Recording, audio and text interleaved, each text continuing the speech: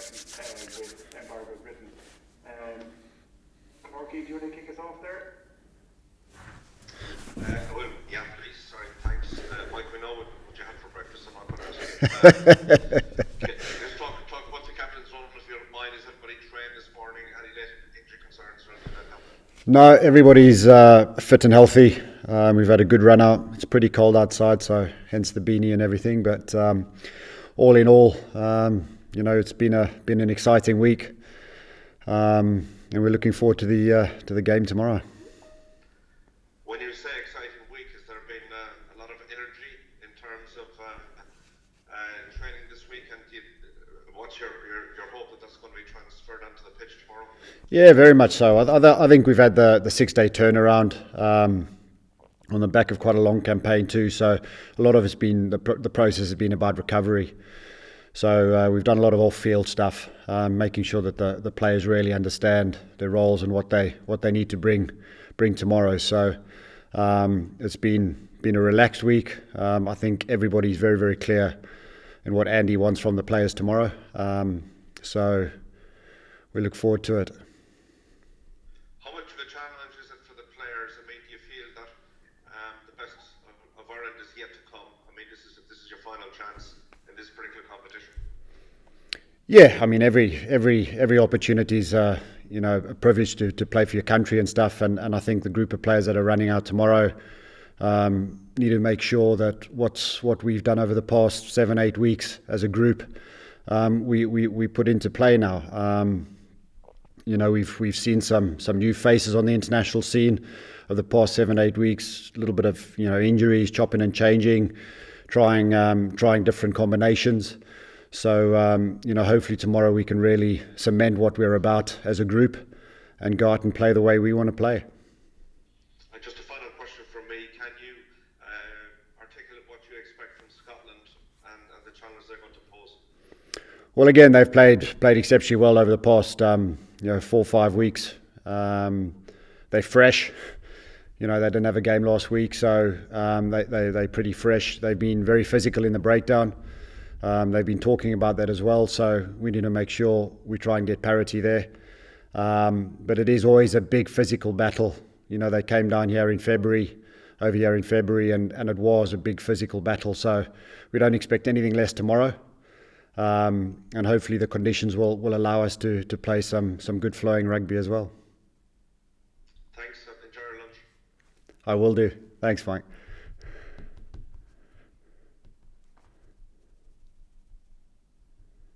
Done? Anybody else? Just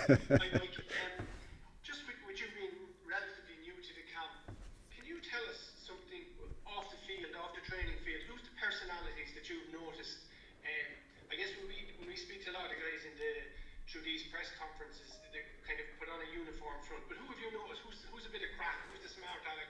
What's the personality trait that jumped out at you? Well, you've got so many different characters, to be honest with you. Guys like Bundy bring a lot of good energy. Who are the ones that jump out? Cian Healy, all the experienced guys really that drive it. Johnny's been in exceptional form off the pitch. So it's a lot of. You've got so many contrasting characters too. You've got the new guys coming in who are nice and quiet and don't want to impose themselves too much to the senior guys that have been around for a long time and feel very comfortable in the situation. So I would probably say Bundy, Boris, Finley Beelum. He's been exceptional. Will Connors, they're the head of the social committee. So. And they've put on some good shows for us.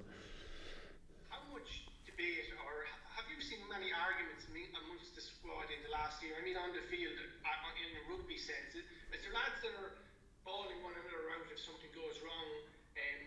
Is that within the squad, or is kind of everybody just understanding that people make mistakes, or is there people having a cut off one another if they don't think the standards are being met? No, I think that's. When you talk about peer pressure is driven by the players, and it's something we need to get better at, I think. But in the same breath, for us to play a game at international level, you have to be calm. You have to be patient, and you have to stay in the moment. So, when people are screaming and shouting at each other, although there's a place for it on a training pitch every now and again, but at the moment we're still learning. We're still trying to get to a place where we can execute things, and you have to be in the right frame of mind to do that. So the players definitely hold themselves accountable, but again, it's something I suppose we could be a little bit better on.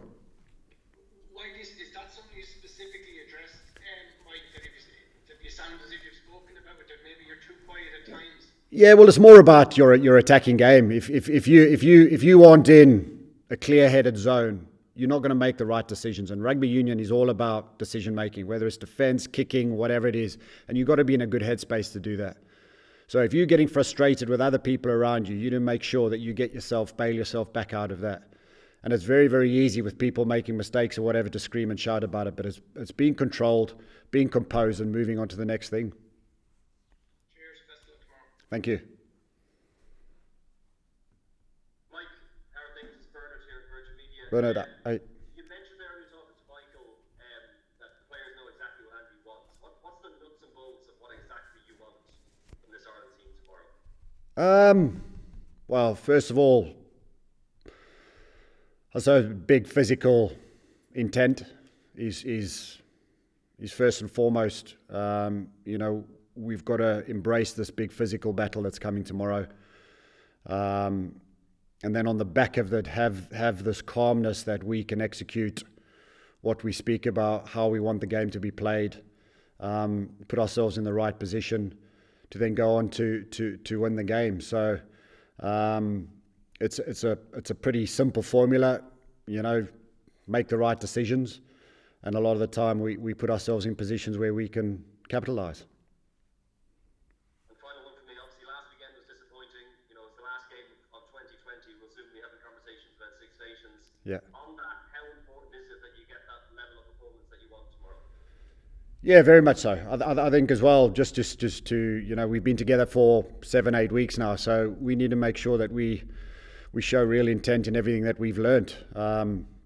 Very disappointed about last weekend, obviously, across the board, the players as well. So this is an opportunity they've got to go into a Christmas break on the back of something pretty special.